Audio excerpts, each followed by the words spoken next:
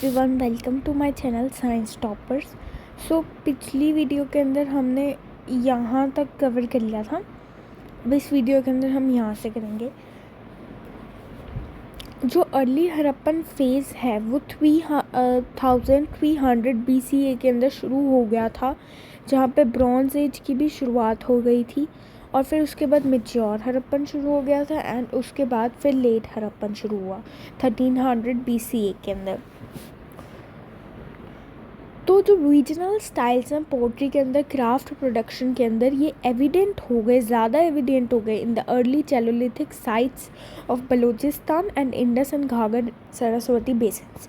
कि अलग अलग जो तरह की पोट्री जो इंडस वैली सिविलाइजेशन के अंदर प्रैक्टिस करी जाती थी वो चैलोलिथिक साइट्स के अंदर मिलने लगी बलूचिस्तान के अंदर और इंडस और घाघर सरस्वती साइट्स के अंदर फ्रॉम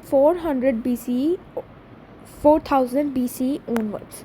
कुछ रेडियो कार्बन डेट सजेस्ट करते हैं दैट कुछ साइट्स पे, जैसे जो dried river belt of Saraswati के अंदर है, जैसे बेरना और कुनाल, वहाँ पे जो प्री हड़प्पन फेज़ है वो 7000 से 5500 BCE के अंदर ही शुरू हो गया था। बहुत सारे ये जो रीजनल स्टाइल्स हैं ये टाइम टू टाइम इवॉल्व हुए और एक्सटेंडेड फीचर बन गए सिंधु सरस्वती सिविलाइजेशन का बाय अबाउट 2500 BCE की। ये जो रीजनल स्टाइल्स हैं पोट्री के, ये एक बहुत ही एविडेंट, एक बहुत ही अच्छा फीचर बन गए थे इंडस वैली का by about this time 2500 BCE। Since ये जो साइट्स हैं ये दिखाते हैं कल्चरल कॉन्टीन्यूटी, तो ये स्टेज को जनरली हम क्या बोल देते हैं, अर्ली हड़प्पन बोल देते हैं। कि इस साइट के इन साइट्स के अंदर दिखाते हैं कि जो कल्चर जो है वो कॉन्टीन्यूटी में चल रहा था इस टाइम पे, तो इस पीरियड को हम बोल देते हैं अर्ली हड़प्पन।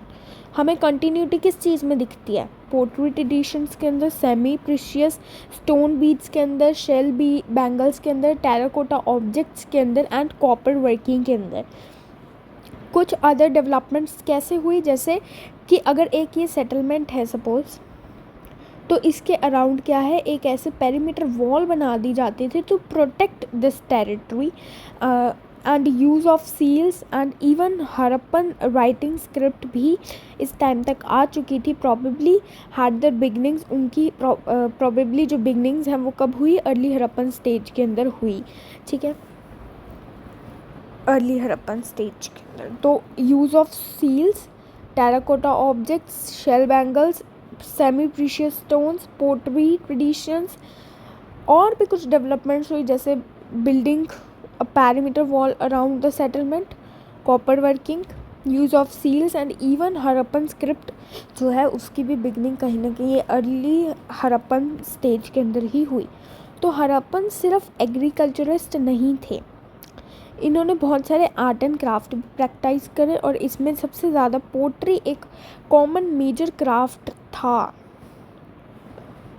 और जिसने इनके इकोनॉमी को एक बूस्ट दिया। पोट्री डिफरेंट रीजन्स की अलग अलग होती थी और उनके यूनिक स्टाइल्स किस में दिखाई देते थे, in the shapes of vessels. हर एक वेसल की शेप अलग होती थी और उनके जो पेंटेड डिज़ाइंस होते थे वो भी अलग होते थे हर रीजन के। In the IBC some other crafts जिनमें ग्रेजुअल डेवलपमेंट दिखी, उसके अंदर आता है copper work, shell work, production of semi precious stone beads. Evidence जो है अर्ली हड़प्पन बीड प्रोडक्शन का वो कहाँ से मिलता है, Harappa in Pakistan as well as from Kunal in Haryana and Datrana in Gujarat. तो यहाँ पे ये साइट्स हैं जहाँ पे पता चलता है कि IBC के अंदर कहीं ना कहीं बीड की प्रोडक्शन होती थी। इसके अलावा extensive use of graffiti. Graffiti क्या होता है, कोई भी एक ज्योमेट्रिकल पैटर्न्स जो क्या है एक पोट्री के ऊपर बनाए जाते थे। कोई भी डिज़ाइंस, आप कह लो डिज़ाइंस जो बनाए जाते थे पोट्री के ऊपर, उन्हें ग्रेफिटी बोलते हैं। Graffiti are designs made on the pots. ठीक है, और सिंपल एनिमल मोटिव्स क्या होता है? मोटिव्स मीन्स कि कोई भी डिज़ाइन, लाइक आइडल्स होते हैं ना, मूर्तियाँ है ना, सिम्बल्स होते हैं, उनको बोलते हैं मोटिव्स। ठीक है। रिपोर्टेड फ्रॉम द अर्ली, कुछ ये ग्राफिटी का यूज़ पोट्री के अंदर, एनिमल मोटिव्स का यूज़ जो है वो कहाँ पे मिलता है? हमें एक साइट्स के ऊपर दिखाई देता है, जैसे अर्ली हड़प्पन साइट्स, जैसे हड़प्पा, रहमान धेरी, कुनाल, यहाँ पे हमें कुछ ऐसे पोर्ट्स मिलते हैं जिनके ऊपर ग्राफिटी है, एनिमल मोटिव्स हैं, कुछ हमें इस तरीके से मिलता है। एंड इन साइट्स के ऊपर कहीं ना कहीं ये भी देखा जाता है कि स्क्रिप्ट यहाँ पे और डेवलप हुई थी। And inscribed seals of Sindhu Saraswati civilisation वो भी यहाँ पे मिलती हैं। इट वॉज ये सिर्फ यही टेक्नोलॉजिकल एडवांसमेंट्स थी और इकोनॉमिक इंटेग्रेशन थी during the early Harappan period, जिससे क्या है, अर्बन सेंटर्स की इमर्जेंस हुई। तो अ ट्रेडिशन नियरली 5000 ईयर्स ओल्ड की जो अर्ली हड़प्पन्स हैं वो क्या है, फील्ड्स को प्लॉ करते थे एट कालीबंगान। और वो किस तरीके से प्लॉ करते थे कि यहाँ पे देखोगे तो वो हॉरिजॉन्टल एंड वर्टिकल लाइंस यहाँ पे दिखती हैं। इसका ये मतलब है कि वो क्या करते थे, डबल क्रॉप कल्टीवेशन करते थे। वो क्या करते हैं, डबल क्रॉप कल्टीवेशन करते थे। जैसे seasonal rabi and kharif cultivation होती है कि हर एक सीज़न की एक अपनी ही एक क्रॉप है और उस टाइम पे वहाँ पे उसी तरह की क्रॉप का जो है ग्रोइंग होता था, सीजनल ग्रोइंग होती थी, डबल क्रॉपिंग होती थी। एंड वो आज भी प्रैक्टिस की जाती है। हड़प्पन्स के पास अपना खुद का एक स्टैंडर्ड सिस्टम था वेट का और मेजरमेंट का। ये एविडेंट है फ्रॉम द प्लांट सेटलमेंट्स की, जो वहाँ पे प्लांट सेटलमेंट्स होती थी वहाँ पे कहीं ना कहीं इस तरीके की क्या है, ये वेट्स मिले बहुत सारे, जिससे पता चलता है दैट उनके पास अपना खुद का एक सिस्टम था वेट्स का। दैट मीन्स कि अगर देखो, अगर उनको किसी चीज़ को स्केल के ऊपर तोलना होता था या वेट करना होता था तो उनके पास अपना खुद का एक सिस्टम होता था। और उसमें क्या होता था पहले तो कि वो एक बाइनरी मल्टीपल सिस्टम फॉलो करते थे कि अगर उनको कोई छोटी यूनिट्स को मेजर करना है तो वो क्या करते थे, बाइनरी मल्टीपल्स यूज़ करते थे कि 2 के मल्टीपल्स यूज़ करते थे। बाइनरी का मतलब होता है 2, 1, 2, 4, 8, 16 ये सब यूज़ करते थे। कि इसमें क्या होता था, 1 को 2 से मल्टीप्लाई कर दिया, 2 को 2 से, ठीक है, देन 4 को 2 से, देन इस तरीके से प्रैक्टिस करके वहाँ पे जो है बनाए जाते थे वेट्स। ठीक है। और अगर हमें कोई बड़ी वहाँ पे लार्जर डिनोमिनेशंस को वे करना होता था तो वहाँ पे 10 के मल्टीपल्स को यूज़ करा जाता था, लाइक 10, 100, 1000 उस तरीके से। ऐसी जो क्यूबिकल स्टोन वेट्स हैं वो सेवरल साइट्स से मिली हैं। Then is bronze age civilisation outside India. India के बाहर भी कुछ ब्रॉन्ज एज सिविलाइजेशंस डेवलप करी। अब हम उनके बारे में पढ़ेंगे। अभी भी हमने पढ़ा कि हड़प्पन सिद्धू सरस्वती सिविलाइजेशंस के क्या क्या फीचर्स है। जैसे वहाँ पे क्या है, वेल प्लान्ड अर्बन सिटीज़ हैं, वाटर मैनेजमेंट है, ड्रेनेज सिस्टम है, स्टैंडर्ड वेट्स मेजर्स का यूज़ है, स्टोन बीड्स हैं, इंस्क्राइब्ड सील्स हैं एंड स्क्रिप्ट भी है। इस सेक्शन के अंदर हम पढ़ेंगे that main other bronze age civilisations कौन सी हैं और उनके फीचर्स क्या हैं। सबसे पहली बात, वो कंटेम्प्रेरी थे, मतलब जिस टाइम पे हड़प्पन सिविलाइजेशन आई कहीं ना कहीं उसी सेम पीरियड के अंदर वो सिविलाइजेशंस भी ग्रो आउट करी थी। तो 3 मेजर सिविलाइजेशंस जो अदर देन हड़प्पा हैं, those are Mesopotamia, Egyptian and Chinese civilisation. So ये नोट करना ज़रूरी है that the 4 early world civilisations river plains के अंदर इमर्ज हुई। अब जैसे मैं यहाँ पे लिख रही हूँ, जैसे जो हड़प्पा है वो कहाँ पे हुई, सिद्धू सरस्वती सिद्धू रिवर के साथ में, मतलब इंडस के साथ में। सिद्धू मीन्स इंडस के साथ, सरस्वती रिवर और कहीं ना कहीं घाघर रिवर के साथ भी करी थी ग्रो, ठीक है। जो अब मेसोपोटामिया है, if I talk about Mesopotamia, तो ये कहाँ पे ग्रो कर रही थी? यूफ्रेटस एंड टिग्रिस, ये रिवर्स के नेम है, यूफ्रेटस एंड टिग्रिस, ये यूफ्रेटस एंड टिग्रिस, ठीक है। Then is Egyptian civilisation. तो जो इजिप्टियन सिविलाइजेशन है वो कहाँ पे ग्रो कर रही थी? World's longest river, that is Nile river. तो नाइल रिवर के साथ में ये ग्रो करी थी, ओके। देन अगर मैं बात करूँ चाइनीज़ सिविलाइजेशन की, तो चाइनीज़ सिविलाइजेशन ग्रो करी थी यांगज़े और येलो रिवर के साइड पे, ठीक है, ओके।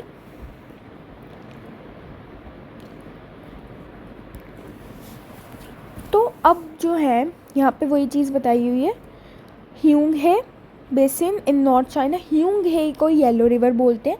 जोग्राफिकली जो मेसोपोटामिया है और इंडस और घाघर सरस्वती वैली से ज़्यादा पास में है, तो इनके बीच में ट्रेड काफ़ी अच्छा था। वाइल बाकी सब सिविलाइजेशंस, यानी अगर आपके चाइनीज़ है या इजिप्टियन है, उनके साथ कोई इतना अच्छा ट्रेड नहीं था IVC का।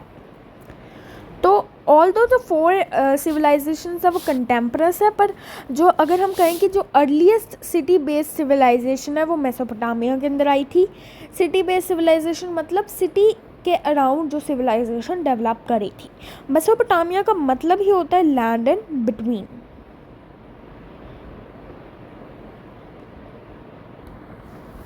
तो ये ग्रीक नेम है फॉर द लैंड, जो एक क्योंकि अब देखो मैंने आपको बताया था दैट मेसोपोटामिया कौन सी रिवर्स के साथ में ग्रो करी थी? Tigris and Euphrates. तो क्या है इसका नाम मेसोपोटामिया इसलिए पड़ा बिकॉज इसका ग्रीक में मतलब क्या है? Land in between. तो ये क्या है? टिग्रिस और यूफ्रेटस के बीच वाले लैंड को हमने क्या बोल दिया? मेसोपोटामिया बोल दिया। We said this land as Mesopotamia, तो इसको ही हमने मेसोपोटामिया बोला है, ठीक है। तो अभी यहाँ पे ना एक ये भी है, तो यहाँ से पहले मैं आपको दिखाती हूँ। देखो ये यूफ्रेटस है, ये यूफ्रेटस रिवर है, ये टिग्रिस है, दिख रहा है? This is, let me mark it. तो यहाँ पे देखोगे this is Euphrates, this is tigris river. ये यहाँ से निकल रही है यूफ्रेटस और यहाँ से निकल रही है आपकी टिग्रिस। तो अब इनके बीच में यहाँ पे कहीं ना कहीं ये लैंड प्रेजेंट है। मेसोपोटामिया जो है वो सारा ये है मेसोपोटामिया, बट एक सिंबलिक मीनिंग है। कहीं ना हम ये नहीं कह सकते कि ये 2 रिवर्स हैं इसके बीच में ही एक लैंड प्रेजेंट है, नहीं। तो ये 2 रिवर्स इसके बीच में से पास कर रही है, दैट इज़ वाई इसको बोला गया लैंड इन बिटवीन। तो ये 2 रिवर्स के बीच का एक लैंड है, ओके। एंड अब आपको यहाँ पे इसकी शेप भी दिख रही होगी कहीं ना कहीं, कैसी है? एक क्रीसेंट जैसी है। जैसे क्रीसेंट क्या होता है? जब एक मून की जो स्टार्टिंग वाली फेज होती है उसको बोलते हैं क्रीसेंट। मून की शेप यहाँ पे देखो इस तरीके से दिख रही है, मून की शेप जैसी दिख रही है, तो इसलिए इसको बोला जाता है क्रीसेंट शेप्ड। वापस आता हूँ, तो मॉडर्न टाइम्स के अंदर ये रीजन के अंदर मेनली क्या है? इराक, कुवैत और ईरान है, और टर्की भी है कुछ पार्ट्स के अंदर। तो ये जो क्रीसेंट आ गया वही वर्ड क्रीसेंट शेप्ड जो है ये कहाँ पे प्रेजेंट है? In the foot hills of Zagros and Taurus. तो यहाँ पे तुम्हें दिख रहा होगा ये ज़ैग्रस है, दिस इज ज़ैग्रस, वेर इज, और क्या है यहाँ पे? और है टॉरस यहाँ पे। तो इसके फुट हिल्स के अंदर प्रेजेंट है, इसके नीचे प्रेजेंट है ये एरिया। यहाँ पे क्या है? इस पार्ट के नीचे प्रेजेंट है, ज़ैग्रस और टॉरस के नीचे, ठीक है।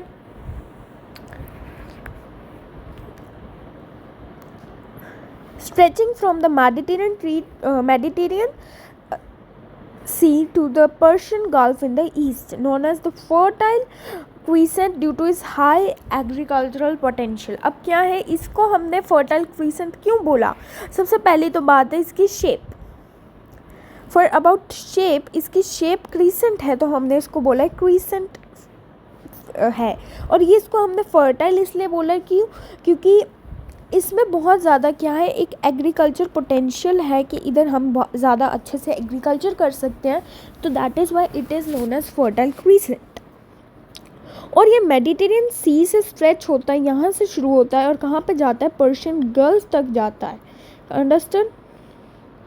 फार्मिंग 12,000 ईयर्स पहले शुरू हुई, तो कॉपर टूल्स अराउंड 4,500 BC आ गए थे।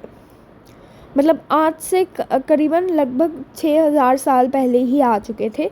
तो जो कॉपर का जो अराइवल है उससे क्या है, एग्रीकल्चर और इम्प्रूव हुआ क्योंकि उससे फर्टिलिटी और बढ़ गई एंड अदर इकोनॉमिक एक्टिविटीज़ भी अच्छे से होने लगी, सच एज क्राफ्ट प्रोडक्शन और ट्रेड भी अच्छे से होने लगा। तो इससे इवेंचुअली क्या है, ब्रॉडर फार्मिंग हुई और across the vast plains of the Euphrates and Tigris river की यहाँ पे बहुत ज़्यादा फार्मिंग होने लग गई थी जब कॉपर टूल्स आए।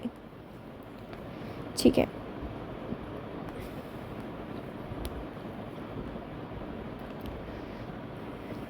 नेक्स्ट ये फर्टाइल क्रीसेंट की फ़ोटो है। ठीक है, देन इज दिस। अब हम पढ़ेंगे मेसोपोटामियन सिविलाइजेशन की और सिटी बेस्ड स्टेट्स। ठीक है, सबसे पहले Sumerians, then Akkadian, then Assyrian and then Babylons. ये एक चीज़ है जो आपको याद करनी है थोड़ी बहुत। पहले Sumerians, then Akkadian, then Assyrian and then Babylons. ये एक चीज़ आपको याद रखनी है। तो over the next over the next 2000 years जो लार्ज सिटीज़ हैं become city states. City state क्या होती है कि एक सॉवरेन स्टेट जिसके अराउंड सिटी बन जाती है। जैसे क्या होता है कि अगर ये कोई भी एक सिटी है तो ये एक मेन सेंटर बन जाती है और इसके अराउंड क्या है, टेरिटरी फ्लरिश करने लग जाती है एंड देन ये क्या बन जाती है, एक कंट्रोलिंग सेंटर बन जाती है। उसको बोलते हैं सिटी स्टेट, है ना। इसमें गवर्निंग सिस्टम्स आ जाते हैं। Among these the 4 major city based civilisations जो उस टाइम पे आई, यानी फ्लरिश्ड फ्रॉम 3,500 BC ऑनवर्ड्स, मतलब आज से लगभग कुछ 5,000 साल पहले तो ऑनवर्ड्स इन द मेसोपोटामिया। वो क्या है, सुमेरियन, अकेडियन, असेरियन एंड बेबीलोन्स। ठीक है, तो अब मैं एक चीज़ बता दूँ दैट सिटी स्टेट्स क्या होते हैं कि टाइप ऑफ इंडिपेंडेंट सिटीज़ होती हैं, उनके खुद के लॉज गवर्नमेंट्स होते हैं। तो सुमेरियंस, अकेडियंस, असेरियंस एंड बेबीलोन्स ये हैं वो 4 सिटी स्टेट्स, यानी 4 इंडिपेंडेंट सिटीज़ जो कहाँ पे आई थी, मेसोपोटामिया के अंदर। सबसे पहले बात करेंगे सुमेरियंस की। तो सुमेरियन सिविलाइजेशन जो थी was the earliest to evolve into a city based civilisation at Ur and other cities at in Sumer. ठीक है, इन साउदर्न मेसोपोटामिया जो सुमेरियंस हैं वो द फर्स्ट जिन्होंने डैम्स बनाए, कैनाल्स बनाई फॉर इरीगेशन। पता है कैनाल्स क्या होते हैं? कैनाल्स होते हैं छोटी छोटी नदियाँ टाइप, उनको बोलते हैं कैनाल्स फॉर इरीगेशन। डैम्स बनाए उन्होंने and were also the first जिन्होंने क्या है, मड ब्रिक्स यूज़ करी एंड बर्न्ट ब्रिक्स। ठीक है, in the construction of houses, defensive walls यानी अगर आपकी ये कोई टेरिटरी है तो यहाँ पे जो एक वॉल बनाई जाती है तो प्रोटेक्ट योर टेरिटरी, उसको बोलते हैं डिफेंसिव वॉल्स। और कुछ अदर स्ट्रक्चर्स भी बनाए। तो जिगरत क्या होता है, एक tower like stepped pyramid shaped temple होता है जिसमें सेवरल फ्लोर्स होते हैं। अब विच जो जहाँ पे मेन टेम्पल होता है, तो जो टॉप है जिगरत का वो एक होली प्लेस होता है, एक टेम्पल वाली जगह होती है। एंड द एरिया अराउंड जिगरत, वहाँ पे क्या होता है, बहुत सारे पैलेसेस होते हैं, रॉयल बिल्डिंग्स होती हैं, स्टोर हाउसेज होते हैं। सराउंडिंग वॉल्स में सिर्फ एक एंट्रेंस होती है। क्यों? क्योंकि इसका ये रीज़न है कि ज़िगरत में सिटी ट्रेजरी भी होती है। सिटी ट्रेजरी मतलब वहाँ पे ख़जाना भी रखा जाता है जो एक वहाँ पे सिटी का है। अब ज़िगरत क्या होता है, मैं अच्छे से एक्सप्लेन करती हूँ कि यहाँ पे एक ऐसे पिरामिड जैसा स्ट्रक्चर होता है, ठीक है, जिसमें सेवरल फ्लोर्स होते हैं। जैसे ये ground floor, then this is the first floor, then the second floor, then the third floor. अब जो ये टॉप वाला एरिया है, यहाँ पे क्या होता है, होली प्लेस होती है, ठीक है। और जो बाकी के एरियाज़ हैं इनके अंदर कहीं ना कहीं क्या होती है, ट्रेजरी होती है ऑफ द सिटी, ठीक है। ये होता है मेन टेम्पल जो है यहाँ पे लोकेट होता है, अबव विच यहाँ पे मेन टेम्पल लोकेट होता है, यानी होली प्लेस होती है, ओके।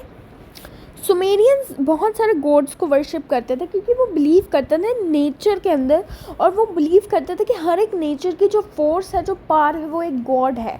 जैसे वो रेन गॉड होता है ना, विंड गॉड होता है, तो उसमें वो ये चीज़ मानते हैं, ठीक है। तो उन्होंने टेम्पल्स भी कुछ ऐसे ही बनाए हुए थे। टेम्पल्स एक बहुत इंपॉर्टेंट रोल प्ले करता था in people's life. And each city के अंदर क्या एक बड़ा सा टेम्पल होता था जिसको बोलते हैं ज़िगरत फॉर इट्स चीफ गॉड। ये ज़िगरत हमने अभी पढ़ा, ठीक है। और जो सिटी है वो क्या है, इसी मेन टेम्पल के अंदर ये ज़िगरत है, मान लो इफ़ दिस इज़ ज़िगरत, तो यहाँ पे आसपास क्या है, क्या ग्रो करेगी, सिटी आगे फ्लरिश करेगी। जो सारे इकोनॉमिक एक्टिविटीज़ हैं, जैसे अगर एग्रीकल्चर, ट्रेड, ट्रांसपोर्ट है, वो सब टेम्पल अथॉरिटी के पास होता है, टेम्पल सब मैनेज करती है, ठीक है। ऑल्सो कि जो एंट्री है सेक्रेड टेम्पल के पास, यानी जो ऊपर ज़िगरत में हमने देखा टेम्पल बना होता है, तो वो भी क्या है, सिर्फ हाई प्रीस्ट और प्रीटेस्ट्स को ही मिलता है, जो शायद प्रॉबेबली एक पार्ट है रूलिंग क्लास का, यानी अपर क्लास का। तो इसमें कहीं ना कहीं एक मतलब दिखता है that a social hierarchy exist करती थी। सोशल हियरार्की जैसे वर्ण सिस्टम होता है, लोगों को क्या है, डिवाइड कर देना, कि उसी तरीके से सोशल हियरार्की होती है कि सबसे ऊपर एक पर्सन, एक क्लास होती है, देन द नीचे क्लास होती है, देन उससे नीचे, देन उससे नीचे, यानी ये एलीट क्लास, देन यहाँ पे ये यानी ये अपर क्लास होती है, then this is the lower class. वो एक चीज़ होती है ना। तो सोशल हियरार्की मतलब लोगों को अपर क्लास और लोअर क्लास जैसी क्लासिफिकेशंस के अंदर डिवाइड कर देना। तो वो कहते हैं कि यहाँ पे ज़िगरत के अंदर भी कहीं ना कहीं उन्हीं लोगों की एंट्री होती थी जो रूलिंग क्लास से, यानी जो अपर क्लास से होते थे।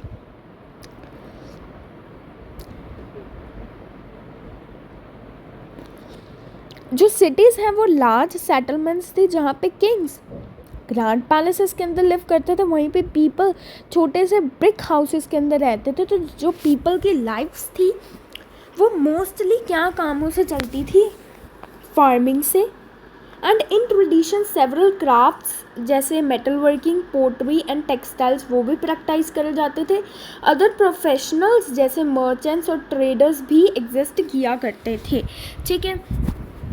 तो क्यूनिफॉर्म क्या है, एक अर्लीस्ट राइटिंग सिस्टम है। राइटिंग सिस्टम जैसे इट्स लाइक जो लिपि होती है, जो लिखने के लिए जो अल्फ़ाबेट्स होते हैं, दोज आर नोन एज, ये राइटिंग सिस्टम था, ठीक है।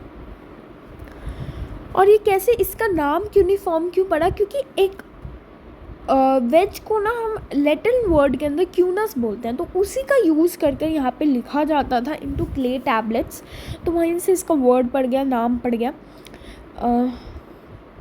ठीक है। तो while Sumerians canal system develop कर रहे थे, तो जो अर्ली हड़प्पन्स हैं जो बलूचिस्तान के फुट हिल्स के अंदर थे एंड द नेबरिंग रीजन्स, उन्होंने भी क्या है, चेक डैम्स बिल्ड करे जिनको बोलते थे गवर्नमेंट्स, ठीक है, अक्रॉस स्मॉल स्ट्रीम्स, जिससे क्या है इरिगेशन क्या हो, एनहांस हो। एक much evolve form of these water management skills, ठीक है। इसी का एक बहुत ही ज़्यादा इवॉल्व टाइप कहाँ पे देखा जा सकता है, दैट धोलावीरा के अंदर क्या बना हुआ है, एक वाटर हार्वेस्टिंग सिस्टम बना हुआ है कि जब रेन आती है तो उससे हार्वेस्ट करा जाता है वाटर, वो सब क्या बना हुआ है, इतना एडवांस्ड मटेरियल कहाँ पे बना हुआ है, धोलावीरा में बना हुआ है। एंड वो धोलावीरा कहाँ पे, कच्छ के अंदर है। यहाँ पे जो वाटर है वो 2 नियर बाय स्ट्रीम्स से आता है और वो डाइवर्ट हो जाता है by building a dam and canals into series of deep tanks. ठीक है, दो जो भी स्ट्रीम्स आती हैं उनको डाइवर्ट कर दिया जाता है कि सिटी के बाहर से निकाल दिया जाता है by building a dam and canal into a series of deep tanks, ताकि क्या है इसको साइट बाउंड्री के अंदर से ही कंजर्व करा जा सके। तो these interconnected tanks were built from the stone and mud bricks and some of the tanks were cut deeper into bedrock। ठीक है, अब यहाँ पे डाइवर्टेड का मतलब है कि जो उनका ओरिजिनल पाथ है उससे उसको कहीं पे हिला दिया गया। अब वो हिलाना ऐसे भी हो सकता है कि वो बाहर जा रही हो और उनको फिर क्या है ऐसे मोड़ दिया। तो यहाँ पे डाइवर्ट का मतलब है कि उसको सिटी के अंदर से फ्लो करवाया जाए। ठीक है, सिमिलरली जो ह्यूज डॉकयार्ड है लोथाल के ऊपर, वहाँ पे डॉकयार्ड होता है कि जहाँ पे जो शिप्स वगैरह आती हैं वो वहाँ पे रुकती हैं। तो डॉकयार्ड का मतलब होता है जहाँ पे शिप्स आती हैं, रुकती हैं, या फिर जो भी शिप्स से रिलेटेड काम होता है वो। ठीक है, एंड ये जो है पूरा इंटायरली बर्न्ड ब्रिक से बना है, is an another Marvel of Harappan water management and architectural skills. ठीक है, अब राइटिंग की बिगनिंग। सुमेरियंस वो पहले इंसान थे, ये पहली कम्युनिटी थे जिन्होंने क्या है लिखना शुरू करा था around 3300 BCE and their writing system is known as cuneiform, क्योंकि वो एक वेज शेप्ड टूल से लिखा जाता है जिसको स्क्राइब्स यूज़ करते हैं। स्क्राइब्स आर अ पर्सन जो रिकॉर्ड मेंटेन करते हैं, जो लिखते हैं, उनको स्क्राइब्स बोलते हैं।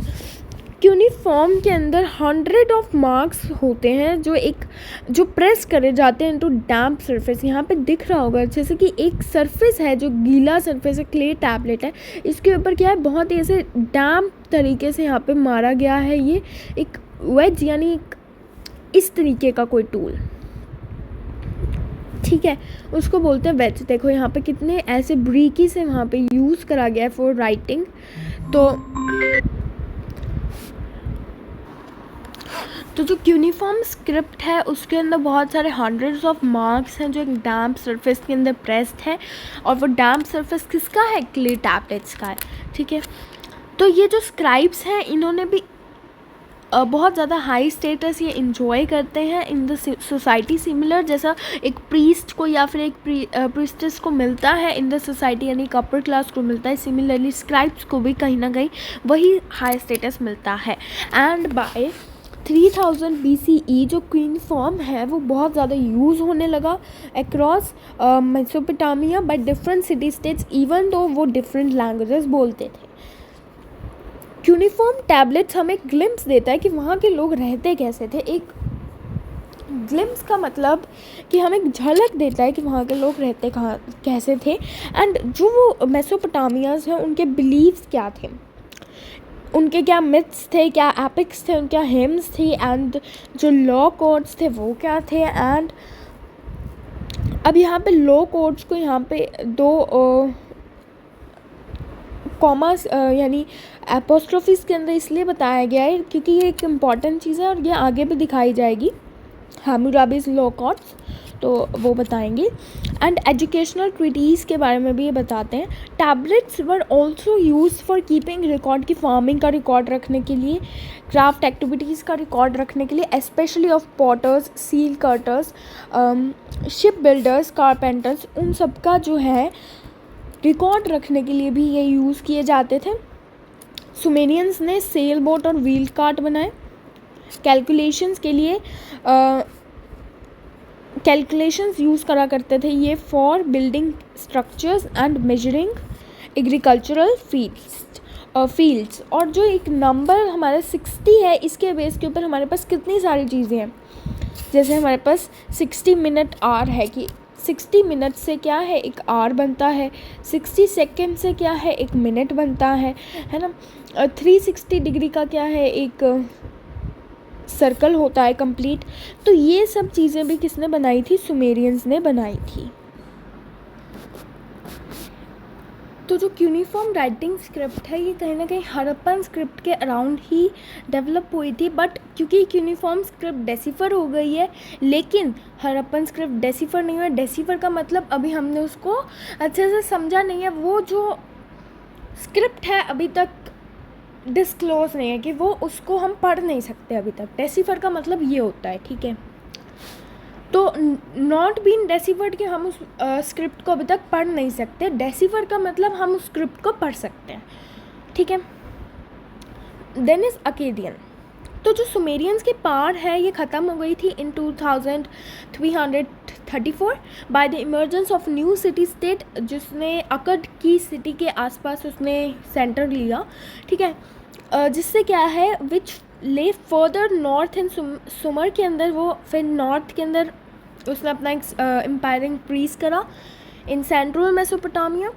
जो पीपल हैं इस रीजन के वो अकेडियन बोलते थे, सुमेरियन लैंग्वेज से अलग है, बट सिंस वो क्योंकि लेकिन वो फिर भी क्या है एक राइटिंग सिस्टम सेम फॉलो करते, that is uniform writing system.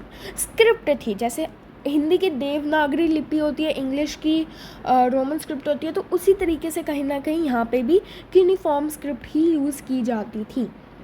Akkadian record करते हैं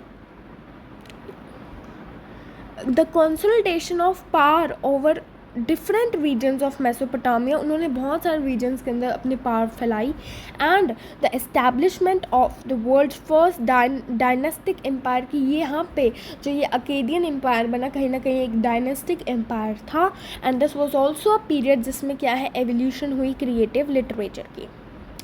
गिलामेश की जो एपिक है वो मेसोपोटामिया सिविलाइजेशन के दौरान ही लिखी गई थी and is one of the earliest stories written, ठीक है। जो यूनिफॉर्म टैबलेट है of one of the most important Akkadian king, अब वो अकेडियन किंग का नाम क्या है, सारगोन, वो टॉक करता है, वो बात करता है about Mesopotamian trade with the eastern territory. उसके अंदर अब क्या क्या आता है, दिलमुन, मगन एंड मेलुला। अब मेलुला जो है इसमें से सिंधु सरस्वती सिविलाइजेशन के मगन और दिलमुन जो है ये आज टुडे के बहरान और ओमेन पेनिनसुला है ऑफ द पर्शियन गल्फ, ठीक है। हड़प्पास के साथ वो semi precious stone, beads, Ivory ये सब ट्रेड किया करते थे, ठीक है। जैसे ये रहा आपका दिलमुन, ये बहरेन के आसपास है ना, ये मगन, ये मेलुला, ठीक है, ये स्टेट्स हैं। और यहाँ पे ये असुर, यहाँ पे असीरियन जो सिविलाइजेशन है वो अभी आएगी बाद में।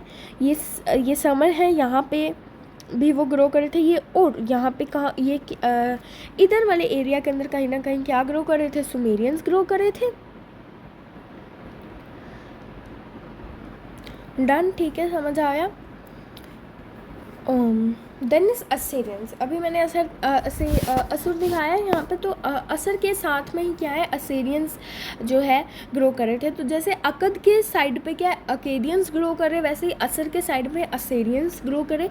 तो अकेडियन एम्पायर ने अपनी सुप्रीमेसी खो दी थी अराउंड 2154 BCE के अंदर to a new city state Assur, northern Mesopotamia के अंदर। तो जो असीरियन सिविलाइजेशन है उसने क्या है अकेडियंस को हटा दिया था, जो क्या है टिल अर्ली 1700 BCE तक वो रही थी। करीबन आपके 3000 आज से 3000 ईयर्स तक वो रही थी। एंड उनको अकेडियंस ने कब हटा दिया था, करीबन आज से 4000 साल पहले, ठीक है, they removed it. In a short period जो असीरियन की डोमिनेंस है वो पूरे मेसोपोटामिया के अंदर फैल गई एंड वो अपने नेबरिंग रीजन्स के अंदर भी फैल गई जो वेस्ट और साउथ के अंदर है। देन इज बेबीलोनियंस, ये एक मैंने बोलती हूँ लास्ट सिटी स्टेट है मेसोपोटामियन रीजन की। सो वाइल असीरियंस डोमिनेंट थे नॉर्थ के अंदर, एक न्यू सिटी स्टेट सेंट्रल के अंदर आ गई, सेंटर ऑफ मेसोपोटामिया के अंदर आ गई फ्रॉम 1900 BCE, ठीक है। बेबीलोन्स की जो ग्लोरी है वो हैमुराबी के असेंडेंस से शुरू हुई। तो 1792 BCE के अंदर हम्मुराबी आया। बेबीलोन्स की ग्लोरी भी उसी के रूल से शुरू हुई थी, जिसने नेबरिंग जो है रीजन्स को कॉन्क्यूर कर लिया था और अपनी छोटी सी सिटी स्टेट को एक लार्ज एम्पायर बना लिया था। तो जो सबसे सिग्निफिकेंट कंट्रीब्यूशन है हम्मुराबी का वो था कि compilation of rules and regulations of civic and social conduct known as, अब यहाँ से देखना, कोड ऑफ हम्मुराबी। इसलिए वहाँ पे वो क्या थे, इन्वर्टेड कॉमर्स के अंदर थे वो वर्ड्स, दैट वाज कि लॉ एंड कोड वगैरह बुक्स वहाँ थी। तो वो इसलिए थी क्योंकि यहाँ पे एक फेमस किंग ने, एक हम्मुराबी ने क्या है, कोड ऑफ हम्मुराबी बनाया, यानी कहीं ना कहीं इसने क्या बनाया, सिविल एंड सोशल कंडक्ट बनाया सबसे पहला। तो compilation of rules and regulations बनाई, इसने बनाई, हम्मुराबी ने, ठीक है। Throughout his empire it served as a foundational model for many. जो भी बाद में लीगल सिस्टम्स आए उनका कहीं ना कहीं फाउंडेशन हम्मुराबी का कोड था, ठीक है, क्योंकि इसी से कहीं ना कहीं शुरुआत हुई कि हाँ, कंडक्ट के लिए कुछ रूल्स एंड रेगुलेशंस होने चाहिए। By the end of 1400 BCE जो बेबीलोन्स हैं उन्होंने अपना अर्लियर जो प्रोमिनेंस था वो खो दिया था। क्यों? क्योंकि रिपीटेड अटैक्स हो रहे थे हिटिस के थ्रू। हिटिस कौन है? इंडो यूरोपियन पीपल हैं जिन्होंने अपना एक पावरफुल एम्पायर बनाया इन एंटोलिया, आज का modern Turkey, around the second millennium, ठीक है। तो एंड अदर राइजिंग पावर जिन्होंने एक एडवांटेज गेन करी थी बाय मास्टरिंग न्यू टेक्नोलॉजी, जिन्होंने नई नई टेक्नोलॉजी सीख ली थी और ज़्यादा अच्छे वेज़ को अडॉप्ट कर लिया था यूजिंग नेचुरल रिसोर्सेज। इसके साथ साथ क्या हो रहा था कि जो हम्मुराबी का एम्पायर, जो बेबीलोन्स है, वहाँ पे क्या है, इन्वायरमेंटल डिग्रेडेशन हो रही थी। अटैक्स तो हो ही रहे थे, इन्वायरमेंटल डिग्रेडेशन भी हो रही थी, एग्रीकल्चरल लैंड्स के ऊपर ज़्यादा प्रेशर आ रहा था और internal political and economic problems भी आ रही थी, जिससे ग्रेजुअली क्या है, बेबीलोन का कंट्रोल कम हो गया, ठीक है। As a result they were enable to maintain their dominance and new powers जो है वहाँ पे आई थी।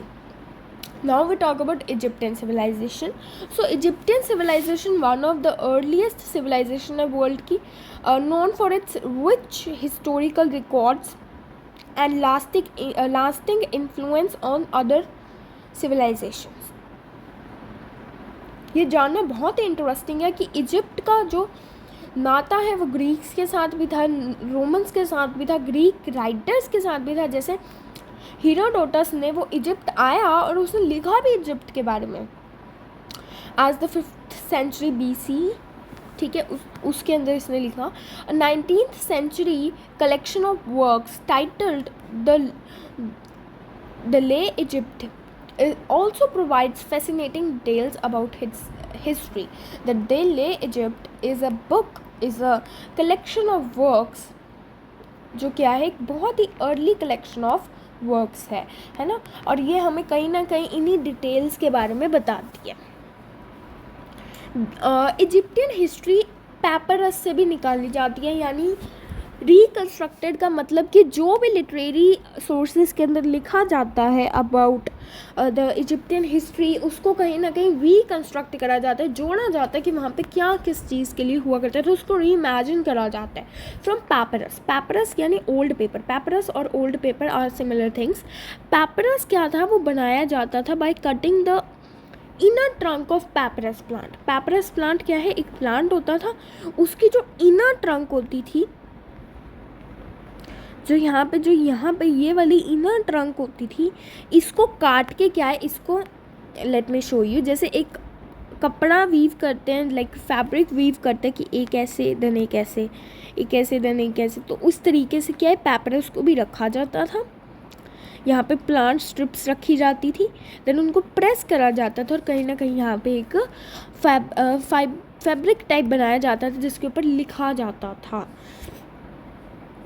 Papyrus was named after its discoverers. For example, the papyrus abbers were named after its discoverer. इसमें 700 क्योर्स और स्पेल्स हैं Egyptian medicine के, ठीक है। तो ये जो डॉक्यूमेंट्स हैं ये बहुत स्टोरीज और प्रैक्टिकल डिटेल्स को प्रिजर्व करके रखते हैं, जिससे हमें एक विंडो मिलती है so that we can see that how Egyptians understood the world. ठीक है, ये old kingdom then middle kingdom then new kingdom, कहीं ना कहीं वैसा ही सिस्टम है। Early Harappan, mature Harappan, then late Harappan, वैसा ही कुछ है। ठीक है, तो libraries dating back to 2000 BCE, उसके अंदर पैपरस स्क्रोल्स हैं in a labelled jar on the shelfs. One such jar में सबसे पुरानी वर्जन है of the story Sindbad the sailor. Short stories from the periods बहुत ज़्यादा डाइवर्स हैं, इसमें एनिमल फेबल्स भी होते हैं। फेबल्स इज़ अ फेबल्स कहीं ना कहीं या तो पोट्री या शॉर्ट स्टोरीज होते हैं जिनमें कहीं ना कहीं एक एनिमल्स को या कोई भी एक इमेजिनरी करेक्टर्स को यूज़ करा जाता है जो टीच अ मॉरल। ठीक है, इसमें एक लिंक है टू एसॉप्स फेबल्स। ठीक है, tales of ghost, miracles and romances हैं इसमें, and even the oldest known form of Cinderella. Cinderella तो पता है सबको, तो उसका भी सबसे पुराना वर्जन कहाँ पे दिखाई देता है? पैपरस के अंदर दिखाई देता है, जो क्या है उन लाइब्रेरीज के अंदर प्रेजेंट है।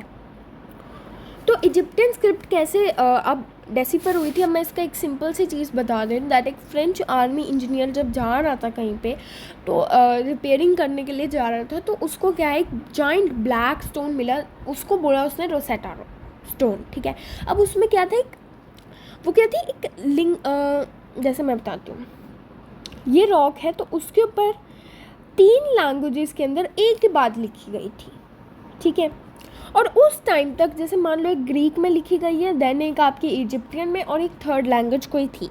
ठीक है, तो उस टाइम तक हम ग्रीक को समझ चुके थे, तो हमने उसको डेसिफर करके हमने एक पता चल गया कि यहाँ पे इजिप्टियन लैंग्वेज के अंदर हम किसको क्या बोलते हैं, तो वो डेसिफर हो गई थी। एंड फ्रेंच लिंग्विस्टिक जीन फ्रैकोस ने उसको फाइनली स्क्रिप्ट को डेसिफर कर लिया था। Like it was like a bilingual dictionary, है ना, ट्रांसलेटेड चीज़ थी कोई। ठीक है, तो जो इजिप्टियन कैलेंडर है उसके अंदर 3 सीजन्स होते हैं, ईच कंसिस्टिंग ऑफ 4 मंथ्स। पहले आता है इनिडेशन मतलब ऑटम, पेट ग्रोइंग मतलब विंटर, शेमू हार्वेस्टिंग मतलब समर। तो it is based on the rise of Sirius. Sirius is a dog star. ठीक है, जहाँ पे एक ईयर 365 डेज़ का होता है। कहीं एक्यूरेट है ये चीज़, बट लॉस्ट टाइम थोड़ा सा है, क्योंकि एक रियल टाइम जो एक रियल ईयर होता है दैट इज़ 1/4 डे लॉन्गर। ठीक है, 6 घंटे ज़्यादा होता है उसमें।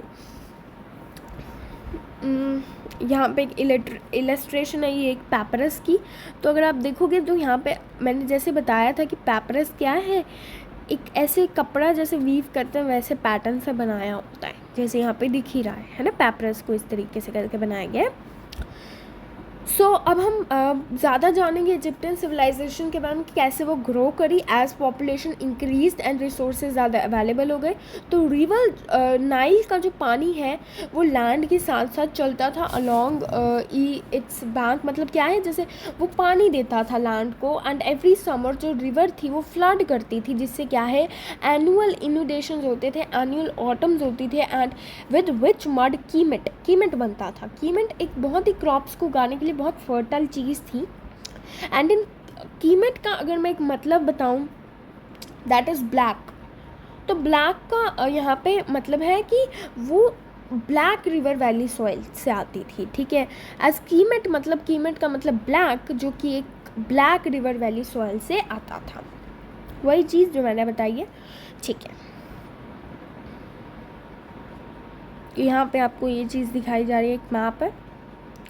तो अबाउट 5000 ईयर्स अगो फार्मर्स ने डिस्कवर करा कि by digging ditches They could divert water from Nile to their fields and store water in the reservoirs for later use. अब वो क्या करते थे, फार्मर्स को एक चीज़ पता चली कि हम रिवर को क्या है डाइवर्ट कर सकते हैं, और अगर हमने डाइवर्ट करा तो हमारे खेतों के अंदर, हमारे फील्ड्स के अंदर ज़्यादा पानी आएगा और हम इस पानी को ही स्टोर कर कर बाद में यूज़ कर सकते हैं.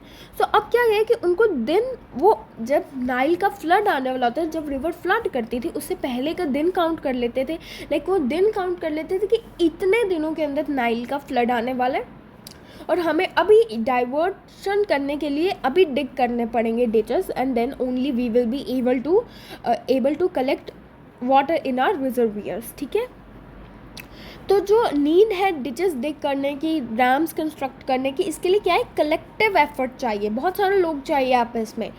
तो ये अर्ली कोऑपरेटिव एफर्ट से कहीं ना कहीं लोकल गवर्नमेंट की ग्रोथ हुई होगी, जिसमें एडमिनिस्ट्रेटिव क्लास का भी क्या है राइज हुआ होगा, जिससे कहीं ना कहीं आज की लोकल गवर्नमेंट बनी इजिप्ट के अंदर. यानी एक अर्लीस्ट फॉर्म थी लोकल गवर्नमेंट की, वो इजिप्ट के अंदर थी. ओवर टाइम जो पावरफुल इंडिविजुअल्स हैं जिनको बोलते हैं फ़ैरोज़ और समटाइम्स रूलर्स भी होते हैं, जो वहाँ पे रूल करा करते थे इजिप्ट को, उनको फ़ैरोज़ बोलते हैं.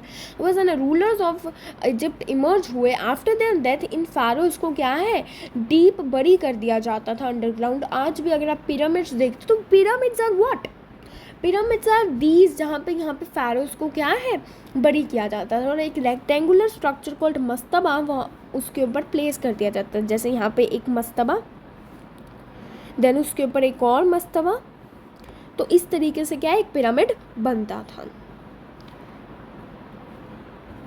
One prominent example of such pyramid is a step pyramid at Saqqara बना हुआ. ठीक है, पिरामिड्स वर बिल्ट प्राइमरली क्योंकि इजिप्टियंस बिलीव करते थे का इज दैट मीन्स कि हर एक पर्सन के पास क्या एक आफ्टर लाइफ होती है, स्पिरिचुअल डबल होता है कि यहाँ पे बॉडी लिव करती है और फिर वहाँ पे आफ्टर लाइफ भी होती है.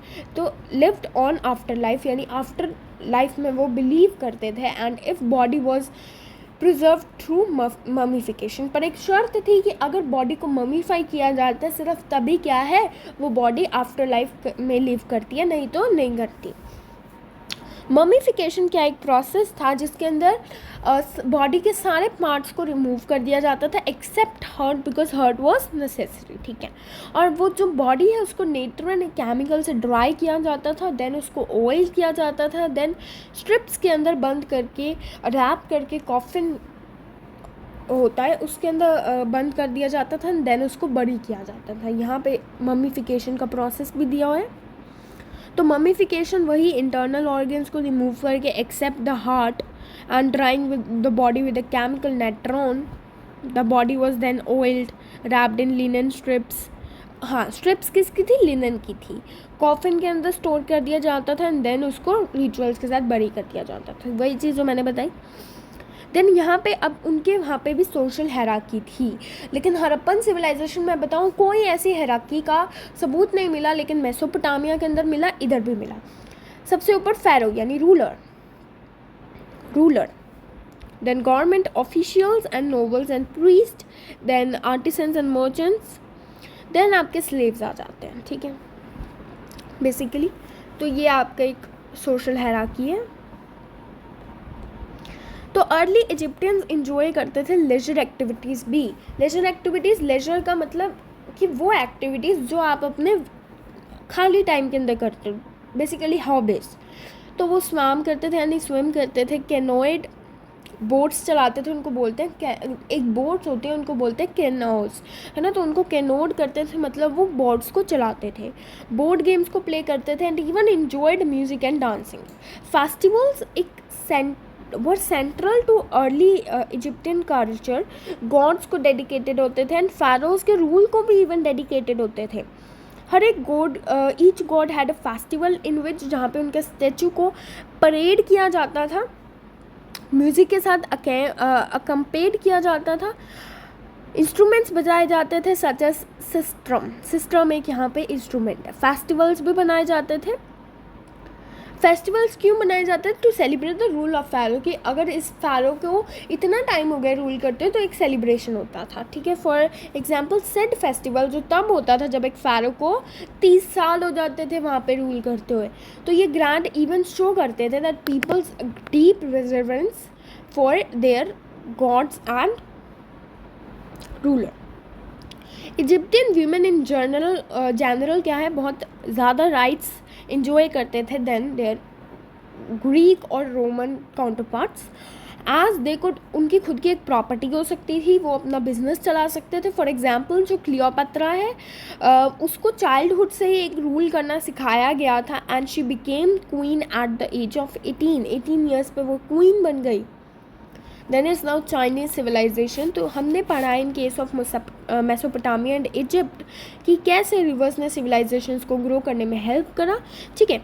चाइनीज़ सिविलाइजेशन ग्रो करी थी रिवर्स के साथ में, एक थी ह्यूंग ही यानी येलो रिवर, मैंने स्टार्टिंग में बताया था, यांगज़े, ठीक है। तो ये जो 2 रिवर वैलीज़ हैं इनको हम centers of Chinese Neolithic culture बोला जाता है, dating to around 7000 BCE। Around 2000 BCE के आसपास क्या है, कॉपर और ब्रॉन्ज मेटलर्जी की क्या इंट्रोडक्शन हो गई थी, जिससे बहुत सारे क्या है न्यूलिथिक सेटलमेंट्स हुई, especially those in the Yellow River basin to the threshold of bronze age, ठीक है। However, it was only around 1600 BCE कि जो अर्बन सेंटर्स हैं वो अब उनके अंदर क्या एक्सपेंशन हुई एग्रीकल्चर प्रोडक्टिविटी की और वो इमर्ज होने लग गए, ठीक है, एंड एडवांसमेंट होने लगे in the metallurgy and craft production. तो यही इवेंट्स से राइज मिला first Chinese bronze age territorial empires को। तो जो हिस्ट्री है चाइना के वेरियस डायनेस्टीज़ के अंदर टूटी हुई है, ऑर्गेनाइज हुई है। तो जो शैंग डायनेस्टी है वो इतने से इतने टाइम में, देन ज़ो डायनेस्टी, ये 2 वेल नोन डायनेस्टीज़ हैं ब्रॉन्ज एज की, कि ब्रॉन्ज एज के दौरान यहाँ पे शैंग डायनेस्टी और ज़ो डायनेस्टी आई थी। बाय 600 BCE जो आयरन का यूज़ है वो पॉपुलर हो गया था थ्रू आउट चाइना, और जो चाइनीज़ आयरन एज है वो जर्नली क्या है इसी पीरियड से आगे बढ़ती है। नेम चाइना भी कहीं ना कहीं शिन डायनेस्टी से आया है, ठीक है। तो known as first imperial dynasty of China, शिंग डायनेस्टी को क्या है फर्स्ट इम्पीरियल डायनेस्टी बोला जाता है चाइना की, which is credited for unifying the country, की पूरी कंट्री को एक साथ जोड़ के रखने में वो इम्पॉर्टेंट रोल प्ले करती है। Another important Chinese dynasty of the iron age was the Han dynasty, ठीक है। हान डायनेस्टी चाइनीज़ डायनेस्टी की है एक अनदर इम्पॉर्टेंट डायनेस्टी है, ठीक है। अब यहाँ पे देखो शान डायनेस्टी, ज़ो डायनेस्टी, ज़ेंग डायनेस्टी एंड हान डायनेस्टी, ये ठीक है, ये एक चार्ट बना हुआ है। तो how to know what we know about China, कि हमें कैसे पता कि हमें क्या पता है चाइना के बारे में, ठीक है। तो चाइना के पास एक अबंडेंस है हिस्टोरिकल रिकॉर्ड्स की, एज ऑफिशियल हिस्टोग्राफर्स ने वो इवेंट्स को क्या है रिकॉर्ड करा था। हाउएवर जो अर्लीस्ट सोर्स है चाइना के बारे में वो था ओरेकल्स। अब ओरेकल्स क्या है, यहाँ पे देखो इमेज दी हुई है ओरेकल्स की, ये एक इमेज है ओरेकल की। तो ये एक बोन के ऊपर बनाई गई है। अब क्या होता था कि एक सिम्बल्स होते थे, यहाँ पे symbols, you can see these symbols, ठीक है। ये सिम्बल्स बनाए जाते थे on the pieces of animal bones and tortoise shells, ठीक है, टर्टल के शेल्स के ऊपर या एनिमल बोन्स के ऊपर बनाए जाते थे। एंड ये बोन्स को हीट करा जाता था until they were cracked, and interpretations बनाई जाती थी कि क्या पैटर्न बनाए क्रैक के ऊपर, ठीक है। एंड ये ओरेकल्स आज भी यूज़ होते हैं टू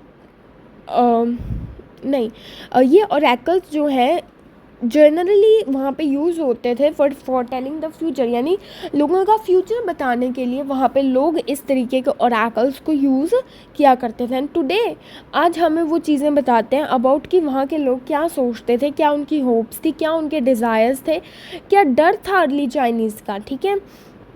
चाइनीज़ स्क्रिप्ट क्या है, लोगोग्राफिक है। जैसे हड़प्पन सिविलाइजेशन के स्क्रिप्ट क्या है, लोगोग्राफिक, वैसे ये भी लोगोग्राफिक थी जिसमें कैरेक्टर्स रिप्रेजेंट करते हैं इंटायर वर्ड्स को, इंटायर वर्ड्स को या फिर मॉर्फेम्स को, ठीक है। मॉर्फेम्स क्या होता है, smaller meaningful units of language rather than sounds, ठीक है। जैसे पर्सन को इस तरीके से दिखाया जाता था, ट्री को इस तरीके से, ओके। तो and this is now listen to this is left to right, यहाँ पे बता रहे हैं that this is a jade dragon, this is a jade dragon pendant and this is a wine pouring vessel, ठीक है। ये Shang dynasty का है, this is of Shang dynasty and these two are of Zhou dynasty, ये भी जोउ का है, ये भी जोउ डायनेस्टी का। ये एक वहाँ के आर्किटेक्चर का कि वहाँ पे लोगों की क्या दे यूज टू मेक वो है, ये जेड से बने हुए हैं, ठीक है। ये भी ये जेड का बना हुआ है, ये भी जेड का बना हुआ है, ठीक है। तो some other craft items unique to Chinese civilization were the jade objects and the figurines, कि वहाँ पे जेड का बहुत ज़्यादा यूज़ किया जाता था, विच वर ईदर रिचुअल या फिर एक प्रेस्टीज ऑब्जेक्ट्स होते थे, एंड प्रॉबेबली क्या है वो एक बहुत इंपॉर्टेंट रोल प्ले करते थे in the social transactions, as jade वो लोकली अवेलेबल नहीं था बट चाइना से बाहर कहीं पे मिलता था। Marble was also carved into ornaments, marble को ऑर्नामेंट्स में बनाया जाता था in the form of birds, animals and as foundations for wooden pillars. Beside these जो चाइनीज़ है उन्होंने ब्रॉन्ज एज मेटलर्जी को भी क्या है मास्टर कर लिया था, टूल्स वेपन्स वगैरह सब बनाने शुरू कर दिए थे। तो चाइनीज़ आर्टिसंस स्किलफुली क्या है जेड को बहुत सारे ऑब्जेक्ट्स के अंदर क्या है कट करते थे, such as fish, and then tied them with a cord, और जब उसको बजाते थे तो ये जेड ऑब्जेक्ट्स के बहुत म्यूज़िकल साउंड प्रोड्यूस करते थे। तो इस प्रैक्टिस से पता चलता है कि कहीं ना कहीं वहाँ पे म्यूज़िक की बहुत ज़्यादा इम्पॉर्टेंस थी चाइना कल्चर के अंदर, चाइनीज़ कल्चर के अंदर। एंड इससे हमें ये भी पता चलता है कि वहाँ के लोग बहुत ज़्यादा क्राफ्ट पर्सन, मतलब उनका एक हाई लेवल था क्राफ्टमैनशिप का, ठीक है। Then as Great Wall of China was built over a period stretching to 2000 years, ठीक है। कि अगर जो ग्रेट वॉल ऑफ चाइना है उसको बनाने के लिए क्या है 2000 साल लगे थे, ठीक है, 2000 ईयर्स।